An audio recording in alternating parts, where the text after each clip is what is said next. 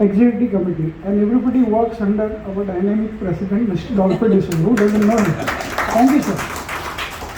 That's it about the Sabbath. The rest all will keep it in suspense. You can ask me. Thank you. And we want to, yeah. And till now, I was always thinking it is Maja Daruwala. I will tell you why. Because Maja in Marathi means mine. So she is ours today, and she is going to speak to you and convince you what you should be doing and what you should not be doing. Thank you, ma'am.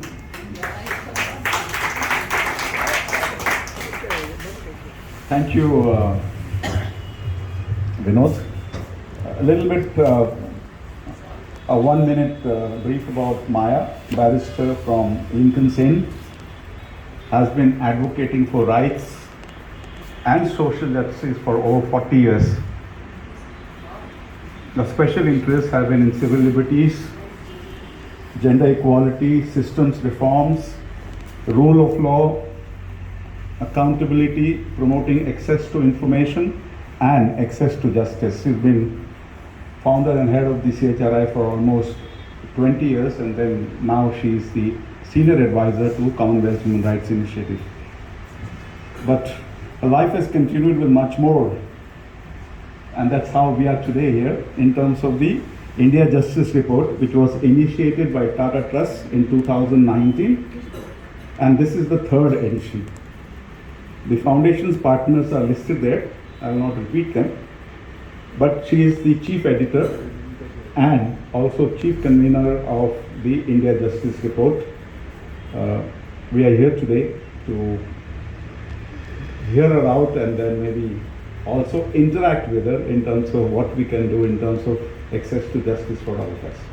So welcome here for this evening's program, and thank you so much. Over to Maja.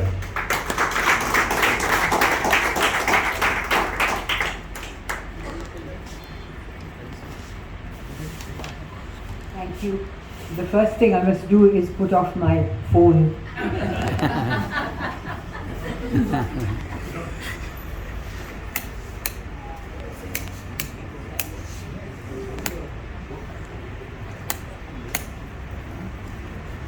Sorry, ever take me up, please?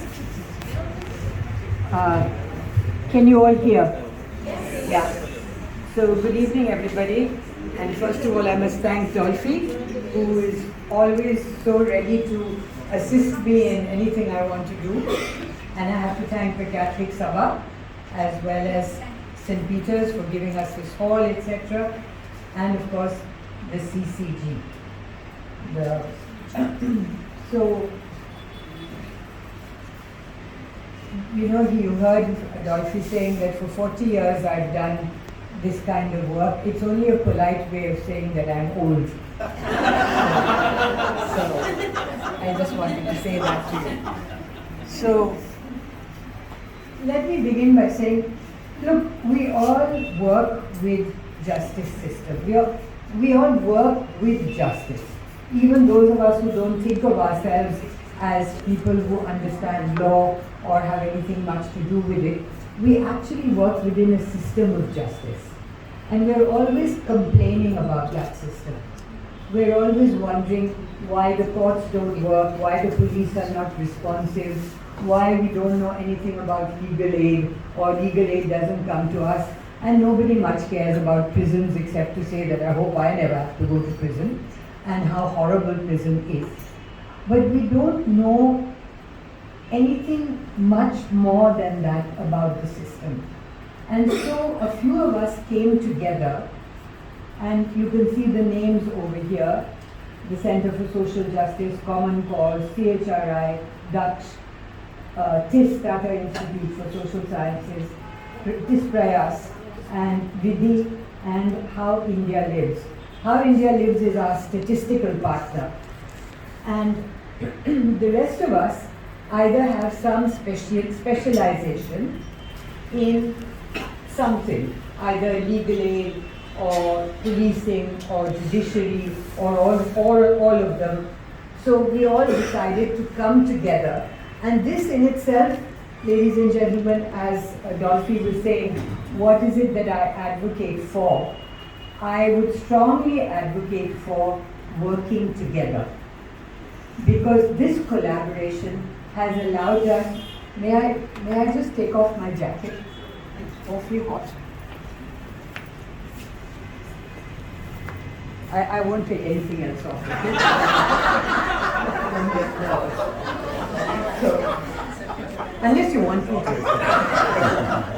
Okay, so we came together and we were able to create the India Justice Report. Now, how do we, have I done something wrong? Okay. See, I knew I would do something wrong. Thank you. Thank you. So for the last 5 years, in 5 years we brought out 3 reports. Now that's really not the important part, but it's a good beginning. Because with the first report, we did something, and then with the next 2 reports, we could compare. So what is it that we did? We took hold of the 4 pillars of justice. Now these are not the only exclusive pillars. You've got prosecutions, you've got forensics, etc. But we took the 4 pillars: police, prisons, judiciary, legal aid, and later on we took the state human rights commissions, and we decided to look at the structure. As I told you before, we have a lot of social science studies, we have a lot of legal studies on what is the culture of these institutions, how do they respond to the public, how do they work, but we don't know too much about what is their structure. Are they structured? Do they have the capacity, the structural capacity, the anatomy to actually respond to you as a citizen? Especially if you're in a vulnerable group, a Dalit, a minority, a disabled person, a woman. Can it actually respond to you? Is it created in a way, designed in a way that it can respond to you? So we started to, and we looked all over to see if anybody had done any structural analysis, and we find that they haven't. Or if they have, they've done it in their own silos. So we looked at these things, and we looked at, let me just go one ahead, no, sorry. We looked at, what should we look at? So we looked at what you would look at in a household. We looked at budgets. Do we have enough money? We looked at human resources. Are there plenty of people around? Are these people, is there sufficient amounts of people to work this? Is there infrastructure? What is the workload like? And then I'll talk to you a little bit about diversity and trends a little later on. So when we looked at budgets, we looked at things like how much is the total budget of, say, the police? And what do they spend it on? For instance, they spend on training. We keep on complaining about the police, but how much is really spent on training? I'll take you there. Vacancies. Human resources means if you have, you all work in different organizations, you all work in a family, you can only do what 4 people in a family can do. But if there's a father missing constantly, then your family looks different. If there's a mother not there, then the family looks different. Let's have a look at the vacancies. Are there enough court halls? If there are enough judges, if there are 10 judges and there are only 5 court halls, how are you going to manage? Where are the police stations? What happens when there are no police stations? Workload. If you've got a certain amount of judges and you've got case after case after case, is it that the judge is so heartless that he doesn't want to do his work? Is he lazy? Or has it become just impossible for him to do his work? So we looked at all those things. Now where diversity is concerned, you may say, well, this is apples and oranges. This is not capacity. But we believe, and this was one of the biases of the report, that you cannot be responsive to a disparate and heterogeneous country like India, if you yourself don't reflect the justice that you should be dispensing by having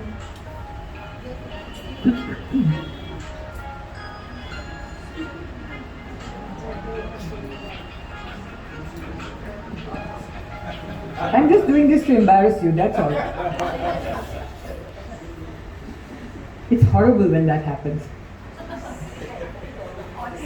Okay, and then as we went along, we started to look at trends also. Why do I look at trends?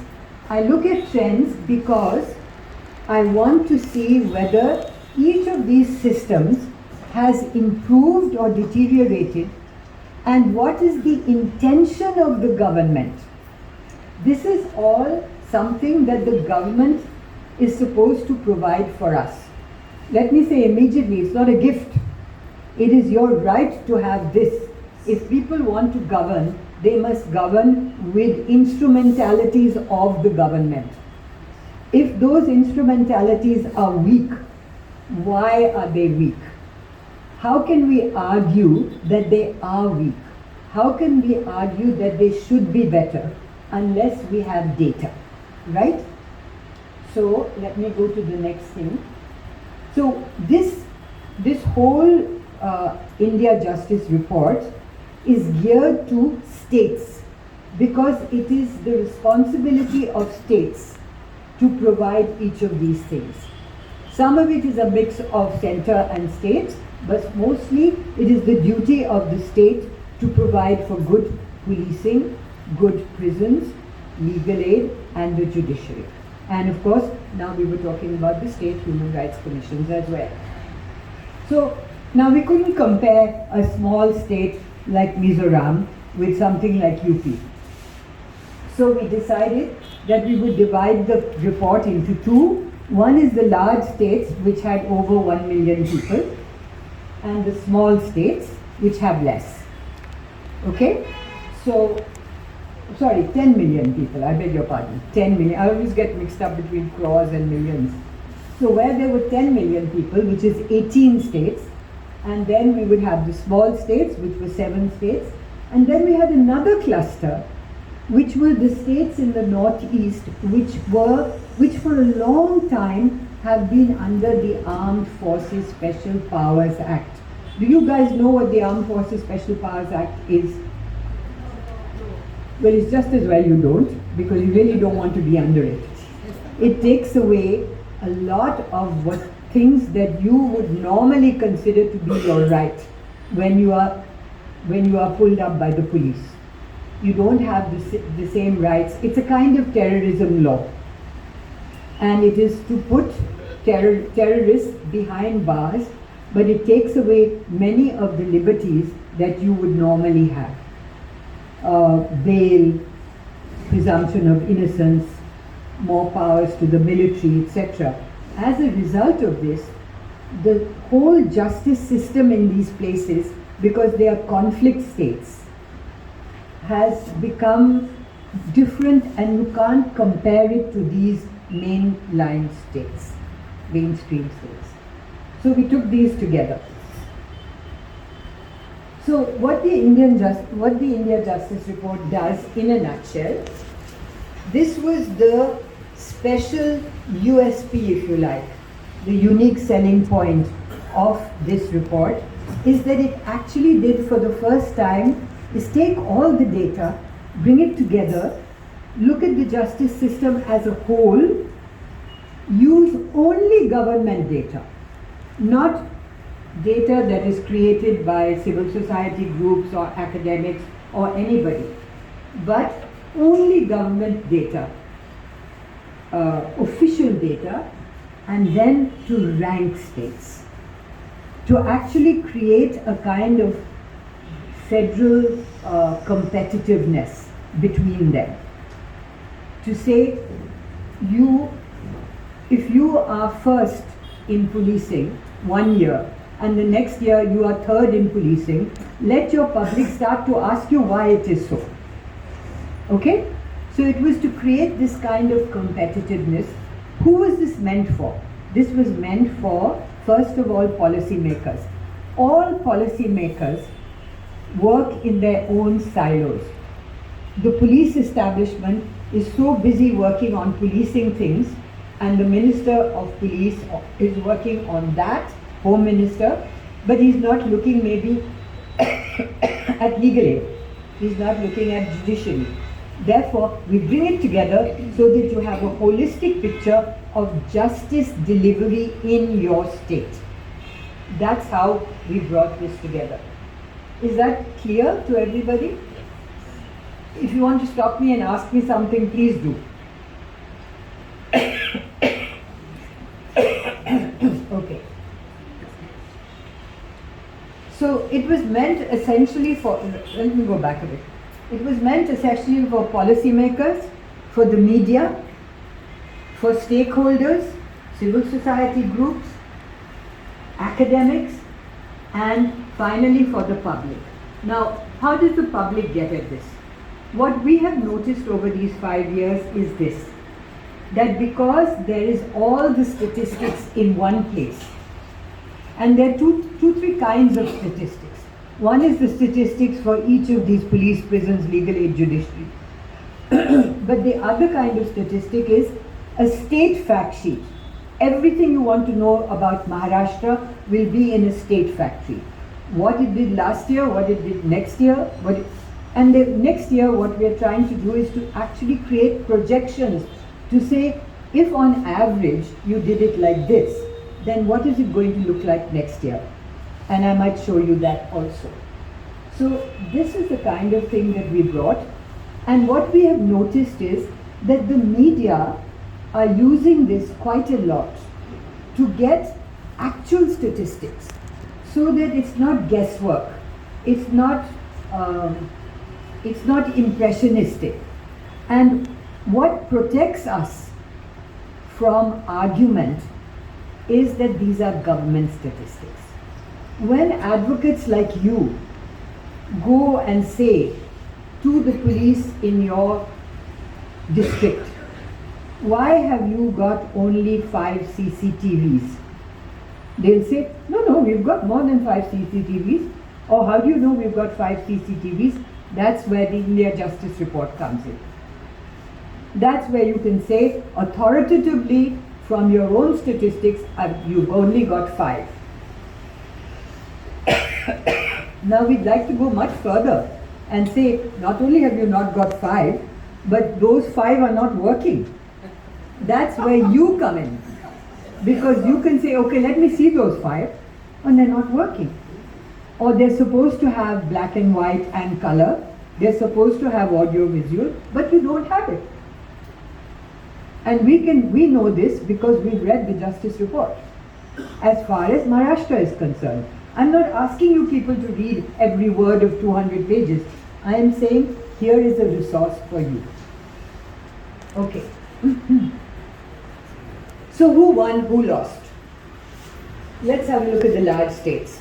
I won't take you through the small states because all of you are from a large state and you can always look it up online. All this is online, by the way. IndiaJusticeReport.org is online. So, for the first 2 years, kindly see here. For the first 2 years, Maharashtra won outright. And then in the third report, it comes 11th. And now look at Karnataka. It was 6th, then it became 14th, then it came first. Now, a lot of people when I'm talking to academics and when I'm talking to people who understand statistical analysis, which by the way I don't, and they say to me, how can it be? How can this happen? Well, it happens like this. If your vacancies have gone up, then your workload has also gone up. So you drop on 2 parameters. If your judges' vacancies have gone up, caseload in the court is high, people are sitting much longer in the prisons, and therefore your prison overcrowding is also high. So things cascade down. and therefore you have problems. Now if you look at the dates, 2019, 2020, 2022, I can only give you a statistical analysis. But you living in the state can understand what happened to governance in those years. Was there a stable government? Was there infighting? Were there political upheaval? Were there riots? Was there communal something or the other?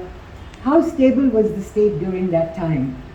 And you will find that there is a correlation, but it's not for me to make that correlation, it's for you to think it through. So these are the small states. Now, I'll go to budgets, just talking about budgets. Look at the budget of the police. I'm going to get up there again. Look at the budget of the police. Can you hear me? Yes. Look how big is it. Forget about the figures, they're too difficult to remember and understand and all that. Look at the bar chart. This is spend on the police. Compare it with the spend on the judiciary. Compare it with the spend on prisons. And compare it with legal aid. You can hardly see it on legal aid. The spend on legal aid I'll come to. In all this, when you look at the national spend on training of police, it is 1.3 or thereabouts of the budget.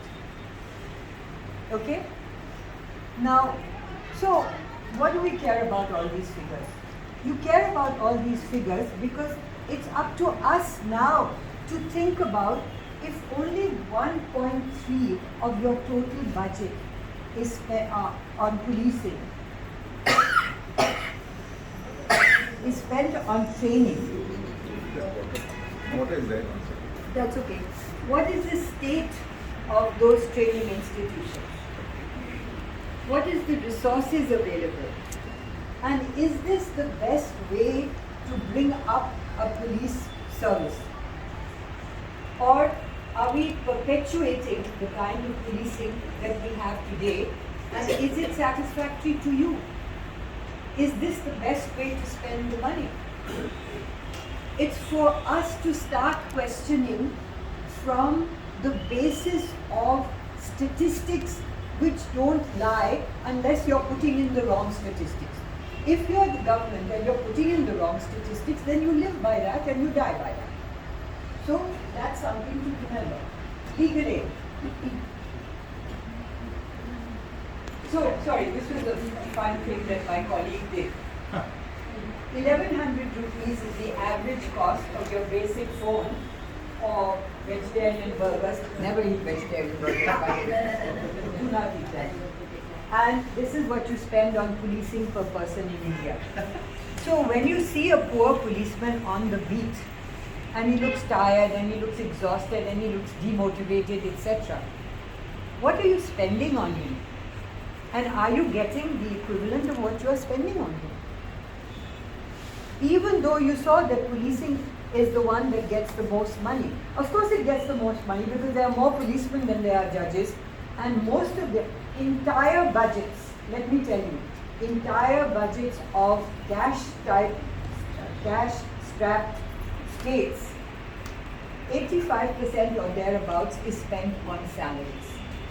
Salaries, pensions, benefits, etc. So then people are reluctant to have more police people. Less police people means less safety and security on the streets and much less trained police. These are implications which really me sitting here as partial author of the IJR should not be saying. I should merely be giving you the statistics. But I'm urging you to think about what the statistics really say. Okay.